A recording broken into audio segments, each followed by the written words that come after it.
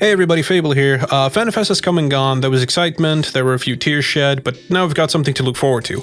I won't lie when I'm saying that I'm going to be most looking forward to playing Viera out of the expansion, but that should be clear. I was going to post my reactions along with my friend's reaction, but it appears that YouTube has had some encoding errors, and while processing the stream to HD, the entire file broke and playback was broken, so I couldn't get the file. Even for my Viera reaction, it was actually a recording of that video in low quality because the download was unavailable. So we'll just talk about it here. The things that stood out to me majorly, specifically, etc., etc. I'm not going to talk about every minute detail of every single panel portion. I didn't watch every single thing because it happened in the middle of the night. That is one of the reasons why it was so weird of a reaction and I wasn't just shouting at the top of my lungs, because that was around, say, 4 or 5 a.m. for me, so it wasn't exactly fantastic. For this, I've written down some notes and I'll just wing my thoughts that come to mind as I read the notes. So we'll quickly get into it. First, the Endwalker trailer. I liked it. I definitely got a lot of different vibes. I got a sense of urgency from it, but it also had some nostalgia to it for whatever reason. Like whenever I listened to it and I looked at it, it always felt like there was something like I've been here before in some aspect because of the Dravanian hinterland stuff and the Charlayan constructions with the hinterland constructions, that kind of stuff, and with the constant callbacks in terms of the music. So I felt that it was an extremely good trailer. Xeno's now taking up a scythe. I did predict it, and for a long time I did uphold that idea. I wasn't too sure that it was also going to be a job, and I was wrong. I was entirely wrong. Reaper ended up becoming a job. The concept of Reaper is really, really interesting to me because of the fact that it is an original job. The weapon of his scythe was originally actually set for Dark Knight, if they wanted to at least, you know, stick with the thematics that we've had for Dark Knight for so long now. It would have made sense to have it be the Dark Knight weapon, but they ended up giving it to Reaper instead, so that's entirely understandable, and the entire job looked exciting. All of the graphical aspects were extremely fun. I will say now, though, that with a lot of the overbearing almost visual effects that I saw from the various combo actions, let's put it like that, it felt a little overwhelming, and I think that if you put like 2 or 3 Reapers in a single instance and very close together, I think that area is going to be very crowded in terms of the visual effects. So I really hope that they might tone that down a little bit. It was fine. It actually also gave me the idea that playing other melee jobs would be very boring in comparison, because not even Samurai had that much like visual density, if we want to call it that. Up next was the thing that I wanted to talk about was Viera, and even a little bit of the controversy around it, because it wasn't exactly free of controversy, which was surprising to me because I really thought that being able to play another class in this MMO, or at least another race in this MMO, despite them promising that they wouldn't ever engage in creating another race or the other gender counterpart. Viera for me has always been an important thing because I'm a big fan of the Ivalice universe. That is Final Fantasy XII, that is Final Fantasy Tactics, Advance 2, Vagrant Story. Like, that universe has always been very, very close and near and dear to my heart. So obviously somebody like me is going to be much more biased towards Viera, and I realize that. And I also realize that all of my opinions are going to be much more biased because of the fact that I wanted Viera for so long. And the main reason why I wanted Viera is because we've never seen it in another Final Fantasy game. Some people had the idea that they had shown up before, but no. This is the first ever say introduction of Viera in terms of any Final Fantasy game whatsoever. This has never been done before. In fact, the fact that they exist in the Final Fantasy XIV universe does not even mean that it's going to actually exist in the Ivalice universe, which they would come from. It's kind of funny to think about that because of the fact that it just basically created lore that doesn't even need to be real. So that's kind of fun. A lot of the criticisms were, for example, about the lore, like, oh, you know, they live in seclusion, they're not supposed to come out. Yeah, I think you need to reread some of the Miqo'te lore, because Miqo'te lore is literally the exact same thing, where they only... It's such a weird comparison because of the fact that Aura are supposed to be rare. I think it was the Keeper Miqo'te are supposed to be rare, but they're everywhere. They're NPCs everywhere. And they've already said that they're going to try to keep the male Viera NPC very rare as well. So I the criticism of lore is not exactly one that holds up very well. Let's put it like that. Then there was the really weird and sort of... I will say this. The people who complained about the very feminine look of the male Viera are probably the people who need to reassess their masculinity a little bit because of the fact that they look fine. They look like it's... I made the comparison in private that the body of male Viera was essentially Alizon but shrunk because it looks like the same thing. In terms of their face, they look a little K-poppy almost. Or at least one of them did. Like they look like they could come from a Korean MMO. That's sort of with the really short haircut guy with the blue hair, I believe. If you look back at the trailer, you'll see what I mean. I don't get it. I don't get the comparison to a very feminine sort of like look. And even if so, that's fine.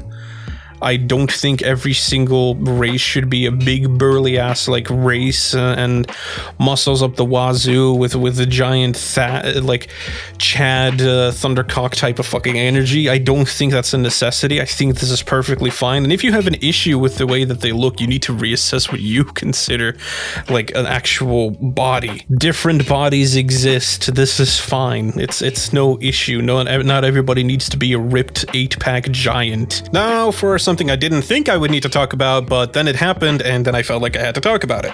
Meoni reacted on his stream with, oh no, think of the hats when male Viera was shown. And I will say it kind of struck me the wrong way. I didn't want to go into his comment section because I feel like I can't write this out with the proper tonal carriage that I think it should have, or tonal delivery I should say, because of the fact that a lot of the things that I'm going to say can sound snarky and almost like I'm trying to attack him.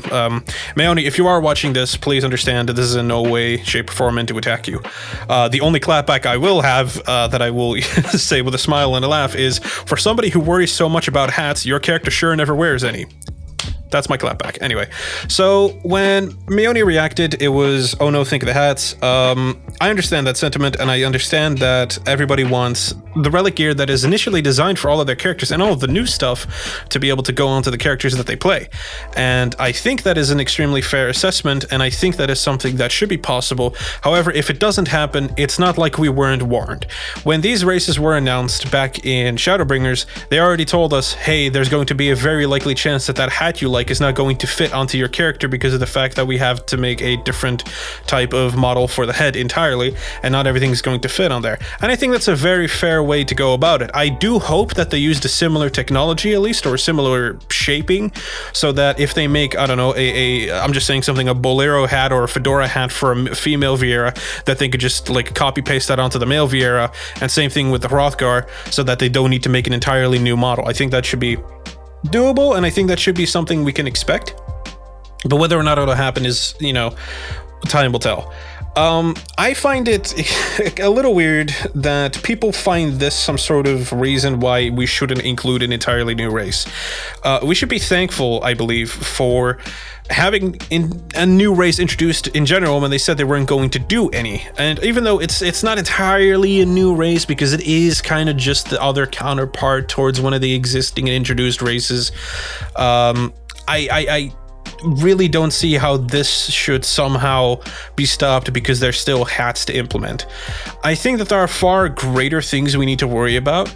I said this in a tweet to Meoni as well, is that I believe that the first thing we need to worry about is the fact that whenever a Hrothgar wants to change their hairstyle, for whatever reason, they need to buy a Fantasia because their hairstyle is locked to their face. I do not think that that is okay. I do not want to change. I would be playing Hrothgar a lot more if it wasn't for the fact that I need to pay $7 to change my hairstyle. I think that that's not okay. I think that that's not fair, and I think that's something they should at least be able to fix a little bit. I know that manes and everything are connected to the head, but there's got to be just a portion that is head, and then there's a portion there's hair, and they should be able to just import that over. They've been able to do that with the other hairstyles, so I don't think it's too much to ask for that. But we got male Viera. We should be happy about it. Any comments about any feminine body, any weird look, any lacking emotes, please just no. We got the race. if you say that the emotes lack energy, you've clearly never seen an Elysian dance. It is a really weird complaint in my opinion. I do not see why we should somehow let things lie, because certain things are not, they're not hats, they're not the emotes, they're not this, it doesn't fit into the lore. People can make up excuses all that they want, but we're getting male Viera, and eventually we're going to get female Hrothgar, and it's going to take them it's going to have at least another 8 months. They already kind of looked ready to go, but I think that there's still stuff that they need to tweak. They have 8 months to do anything that they want to it, and I hope that they deliver properly on it. Whether or not they will, time will only tell, but I'm not disappointed. I am 100% going to go male Viera, as if that wasn't obvious already.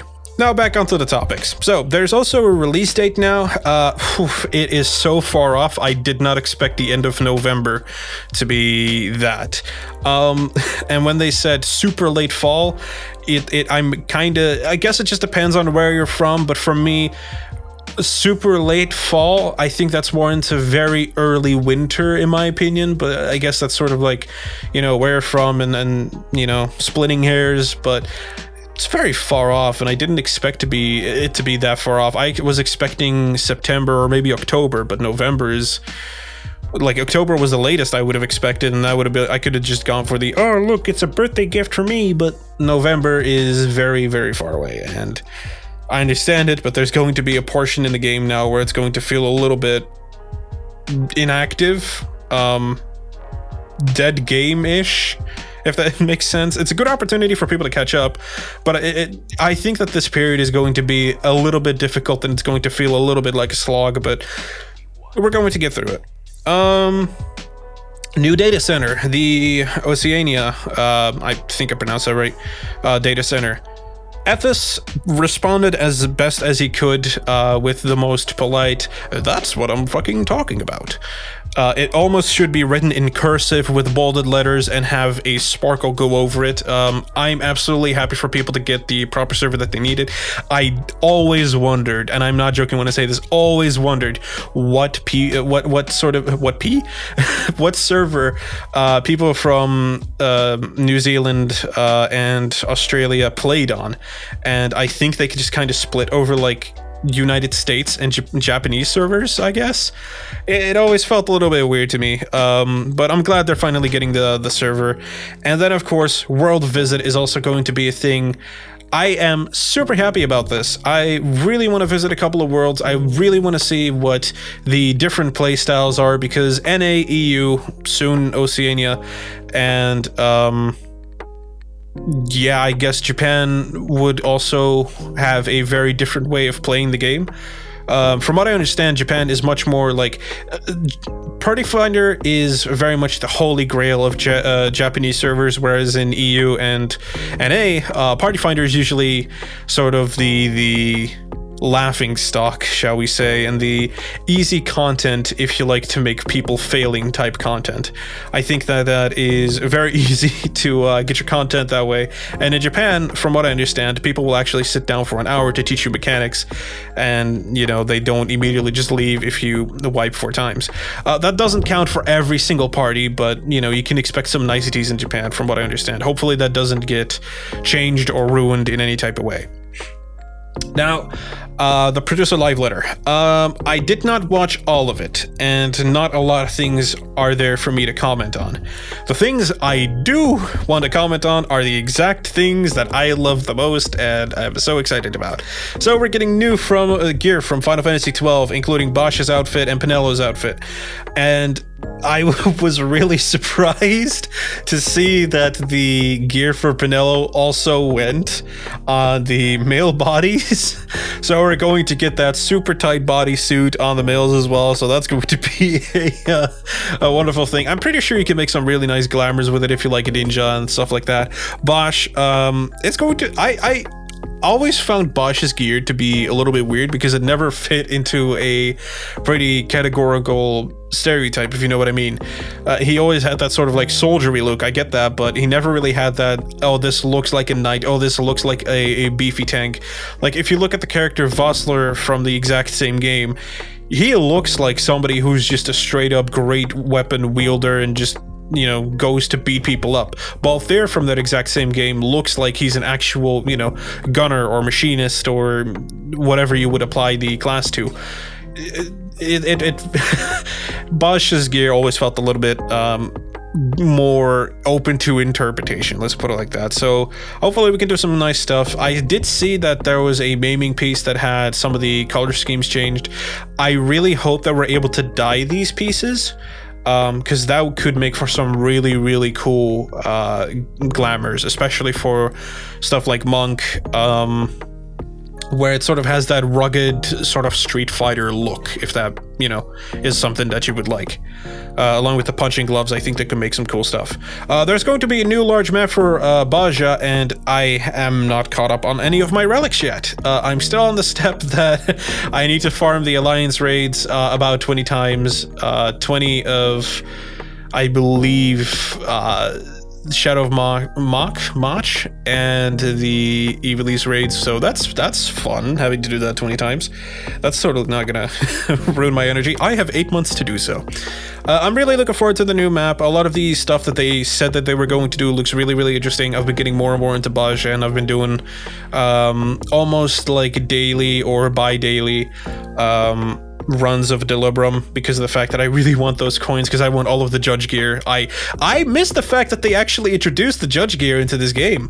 When the moment I saw that there was actually an option, I don't care much for the dyeable versions, although I want to run the Savage at some point. When the actual judge gear was introduced, holy crap, I was surprised, and I am excited to try to earn some of that stuff. I got the full tank gear, as you saw in my outro, so this is going to be awesome. So, no real things on jobs in terms of their changes. I think that's fair. Some people were expecting a job actions trailer like they did for other jobs. That's going to be more along the lines of just in front of the release date. When the Media Tour happens, that's when we're going to see that stuff. And it kind of depends how the Media Tour is going to go in terms with the pandemic and everything that's going on. So that's going to be something that will probably affect it. If there's any Square Enix employees that Wink Wonk will be watching, then I am fully willing to take a media invite. I will happily cover as much as I can for the game. It'll be a wonderful birthday gift to be able to sort of get my early peek if it's in October. This is my not so subtle sort of, letting them know that I want to do this. I will happily spend about 5 hours in the character creator trying to make the perfect male Viera. I'm going to spend a lot of time there. No, but I'm really excited. The job actions trailer wasn't going to happen in any way, shape, or form. It's too far away from the release. No media tours happened. Then there was the Primals performance, and I'm not going to comment a lot on it because there's going to be some stuff that I wish I could do, and I have hopes that it's going to happen. If not, I'm going to mention it at some later point, but it's going to involve a long fall. It's not a remix, it's going to be a reaction from somebody very close to that. If it actually gets arranged. In any case, the Primals performance was excellent. A lot of the performances was really, really fun, and I did not think that a lot of it was going to be as good as it was. I know that the Primals is a very stellar band, but some of the stuff like the Big Fat Tacos song and stuff like that, like Ruby Weapon, I mean, of course, and A Long Fall. I did not think they would sound as great live because of the fact that there's a lot of effects and stuff that are happening, but it ended up great. And then, of course, at the end, the very emotional moment that I don't know why, it makes me very emotional. You see, something, and this is a portion where I'm going to get very personal. You can tune out if you would wish now, if you don't want to get a little sappy with me. And in that case, if you don't want to get sappy with me, thanks for watching, and I'll hope to see you in the next video. But for those that are going to stay, I have a bit of a close history with cancer. Just the 23rd of this year, of March, I lost a person very, very close to me. I lost a girlfriend of mine to cancer. Cancer has always sort of been around the corner in my life. Luckily, so far, not related to me, but always to people around me and people that I looked up to. And it was always kind of for me, the standard reaction was always anywhere that I can just would not want it to appear, there it suddenly it shows up there. And I wish I could take it away and just make sure that it never affects anyone ever again, but unfortunately it still is an active role in my personal life, where I see people be affected by it, by leukemia or even prostate cancer happened. I hope that everybody can show Soken the appreciation and love that I think he deserves. I don't know why I keep going back to it. I know, like, every single time I see the announcement or that he makes and the way that Naoki reacts to it, I know that I'm going to be emotional. I think I'm going to continue tearing up. I think forever, every single time that I watch it. It's such a as shocking as it was, and how much I wish for hope for Soken, of course. A lot of the beauty from that segment for me came from the fact that Naoki reacted so emotionally and was just so happy that his best friend came back, and I thought that was so beautiful and so sweet. And I definitely get that as somebody who's had so many people pass away and even some people recover. It's just, I'm so happy that these people are still around, and I miss the ones that I've lost. So Soken, for everything that you've done, arigatou gozaimasu. It's absolutely incredible. I hope to be able to continue listening to your music for years and years and years and years to come, especially with Final Fantasy XIV and the Primals. Definitely for Final Fantasy XVI. Are you ever going to tell us if you did or not? If you did do the OST or not? But yeah, that's man, this I did not expect to be as emotional about this whole digital fan fest as it was. I was very tame about it. I won't lie. When I went into it, I was very much like, there's not really much that I'm looking forward to. I know that the expansion is going to be good, so I'm not as excited as I was for Shadowbringers. I'll fully admit that. Shadowbringers, I was definitely a lot more excited during that time than I am now, because of the fact that I think I know what to expect, which is a fantastic quality. With Shadowbringers, it was just like, wow, everything's so big and shiny. And for this one, I'm much more laid back and tame about it, I guess. But the moments of Soken, the stuff that they introduced for Viera, Reaper as a job, a lot of the concepts, going back to Shirlane areas, going back to the Thavnair and the Thavnarian areas. I did not expect to be so invested in it already, but you know what? Here we are, and I am fully for it. I actually wish that I wasn't as excited as I am, because waiting until November is going to be a nightmare, man. Holy crap. It's going to take a while. But regardless, those are my thoughts on the live letter and the keynote. Thank you very, very much for watching if you stuck through all of it. And yeah, those are my thoughts. I hope you've been able to, enjoy listening to me for a little bit, ramble on about all kinds of stuff, and even get a little personal towards the end. It kind of almost made me tear up a little bit. But yeah, my name is Fabled Ways. Thank you very much for watching, and I hope to see you again very, very soon.